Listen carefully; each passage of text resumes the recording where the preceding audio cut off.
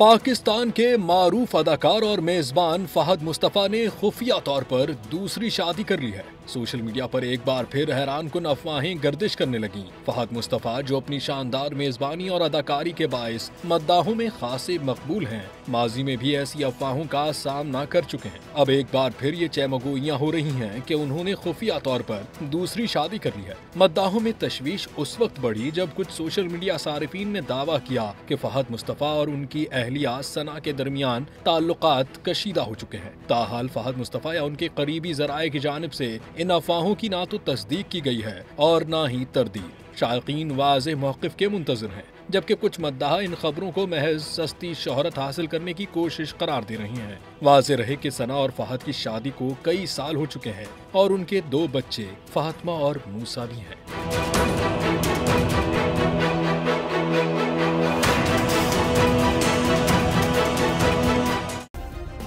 Subscribe करें और bell दबाएं ताकि कोई खबर रह न जाए।